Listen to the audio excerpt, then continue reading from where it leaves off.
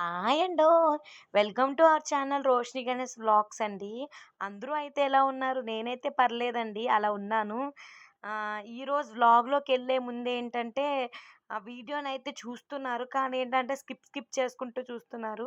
అలా స్కిప్ చేయడం వల్ల వీడియో ఏంటి అనేది అర్థం కాదండి. సో, వీడియోలో చూసే కర్రీ గాని ఏదైనా మీకు అర్థం అవ్వాలి అంటే వీడియోనైతే కంపల్సరీగా స్కిప్ చేయకుండా చూస్తేనే మీకు వీడియో అయితే అర్థమవుతుందండి. సరేనండి. ఈరోజు వీడియోలోకి వెళ్ళిపోతే వీడియో ఏంటి అంటే, నిజానికి ఈరోజు చాలా అంటే చాలా ఈజీగా, టేస్టీగా, హెల్తీగా సో, ఈ కర్రీలో ఏంటంటే టేస్టీ, హెల్త్, ఈజీ 3 ఉంటాయండి. సో, చాలా ఈజీగా అయితే చేసేసుకోవచ్చు. కర్రీ ఏంటంటే తోటకూర, బంగాళదుంప ఫ్రై అండి. సో, అందులో మనం టమాటా కూడా యూజ్ చేసి ఎంతో టేస్ట్‌గా చాలా అద్భుతంగా ఈ కర్రీ అయితే చెయ్యొచ్చు. నిజంగా ఒక్కసారైతే ఈ కర్రీని ట్రై చేయండి. మనమైతే మీకు తెలిసిందే కదా! కట్టెల పొయ్యి మీద కర్రీస్ చేస్తాము. సో, కట్టెల పొయ్యి ముట్టించుకున్న తర్వాత కళాయి అయితే పెట్టేసుకొని ఆయిల్ అయితే ఏసేసుకోవాలి. సో, ఆయిల్‌లోకి మీరు చూస్తున్నారు కదా! పోపు దినుసులు ఫస్ట్ వెల్లుల్లి అయితే ఏసుకోవాలి. ఎందుకంటే అది కొంచెం వేగడానికి టైం పడుతుంది కాబట్టి. సో, అది ఏసుకున్న తర్వాత అది కొంచెం వేగిన వెంటనే పోపంతా ఏసేసుకోవాలి. ఇది వంట చేసే ప్రతి ఆడవాళ్ళకి కామన్‌గా తెలుసు. నిజానికి ఈ కళాయి గురించి కామెంట్ అయితే పెడుతున్నారు. నిజానికి నేను ఇప్పుడు స్టార్ట్ చేశాను కొత్త ఛానలు. చాలా చిన్న ఛానలు. తక్కువ సబ్‌స్క్రైబర్స్ ఉన్న ఛానలు. సో, ఇలా ఏదో అలా వీడియోస్ తీసి పెడుతున్నాను. దీనికే నేను కొత్త కొత్త ఐటెమ్స్ యూజ్ చేయాలంటే నేను చెయ్యలేను. సో, అందుకే ఇంట్లో ఉన్న దాంతోనే కొంచెం అడ్జస్ట్ అయితే చేసుకోండి. పోపయితే వేగాలనమాట. పోపు ఎంత బాగా వేగితే మనం ఏ కర్రీ ఉన్నా అంత టేస్ట్‌గా ఉంటుంది. పోపు వేగిన వెంటనే ఆనియన్ అయితే ఏసేయాలండి.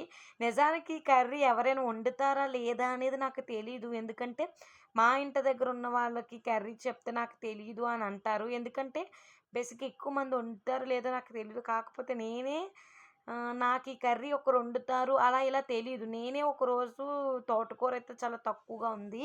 ఉంటే సర్లే బంగాళదుంప ఎందులో ఏసినా బావుంటది కదా! అని ఒకసారి ఏసి చూసాను. ఆ రోజైతే టేస్ట్ అయితే చాలా బావుందండి. తర్వాతేంటంటే ఇంకొక టైం ట్రై చేసినప్పుడు మళ్ళీ చారు పెట్టాలా టైం లేదు. ఇందులో టమాటో ఏసి చూద్దాము. టమాటో ఏస్తే కలుపుకోవడానికి బావుంటది కదా! అని ఒకసారి ట్రై చేశాను. సో, ఇలా నేను 2 టైమ్స్ 2 ప్రయోగాలు చేశాను. ఆ 2 ప్రయోగాలు చాలా సక్సెస్ అయ్యాయండి.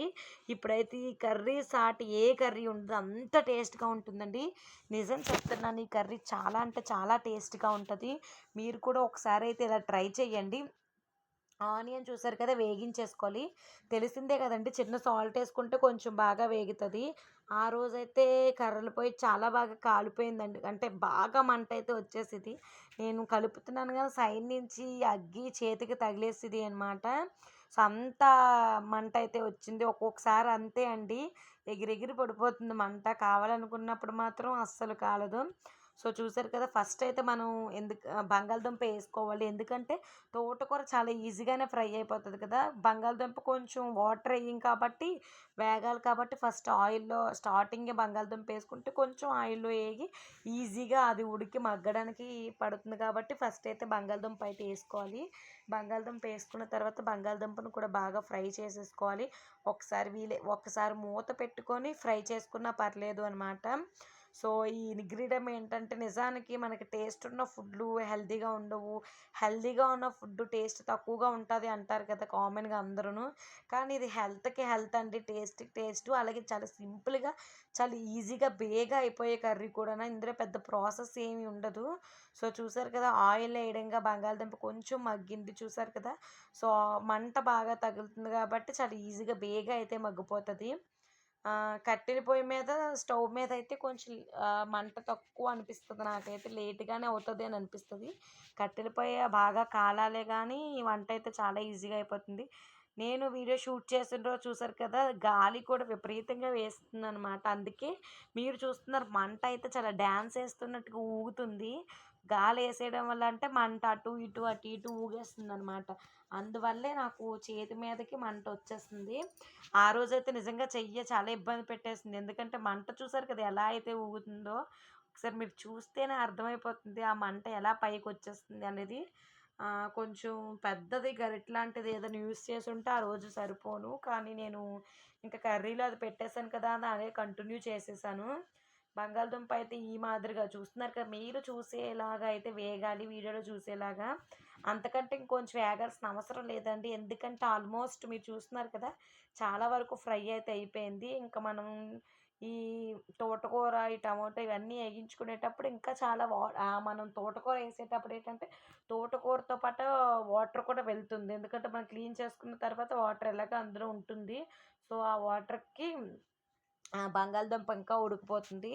చూసారు కదా, తోటకూర కూడా చాలా అంటే చాలా ఫ్రెష్‌గా ఉందండి. మేమైతే రైతు బజార్‌లో అయితే తీసుకొచ్చాము. చూసారు కదా ఎంత ఫ్రెష్‌గా ఉందో. తెచ్చి 2 డేస్ అవుతుంది తోటకూర తెచ్చి. అయినా కూడా చాలా అంటే చాలా ఫ్రెష్‌గా ఉంది. ఈ కూరలో మ్యాజిక్‌లు ఏంటంటే మనకి వండేటప్పుడు అసలు కళాయి మొత్తం సరిపోదు. అంత కూర ఉంటది. కానీ లాస్ట్‌కి ఏంటంటే ఆ కూర అంతా కలిపి ఇంత గొద్దు చిన్న గిన్నెకి కూడా రాదు. సో, అంత తక్కువగా అయిపోతది అనమాట. ఆ కూర పైకి వస్తుంది కదా, ఒక్కసారి మూత అయితే పెడితే కూర అయితే కిందకెళ్ళిపోతుందండి. ఆవిరికి మొత్తం మీద కూర అయితే మగ్గిపోతుంది చాలా ఈజీగాన. అంత కూర కూడా మనకి చాలా తక్కువ కూర అయితే అయిపోతుంది. చూసారు కదా, నేను మంట అయితే అదే ప్లేట్ అయితే పెట్టుకున్న వెంటనే కూర అయితే లోపలికైతే వెళ్ళింది. ఎందుకంటే మగ్గింది అనమాట. చూసారు కదా ఎలా అయితే మగ్గిపోయిందో. కొంచెం అలాగ ఒక 2, 3 టైమ్స్ మనం మూత పెట్టేసుకొని మనం వేగించుకుంటే ఇంకా తక్కువైపోతది. కొంచెం సాల్ట్ అయితే ఏస్తున్నాను. ఎందుకంటే ఈజీగా మగ్గుతది అనమాట అని. సో, సాల్ట్ అయితే ఏసేసి కలపకుండా మూతైతే పెట్టేసుకోవాలి.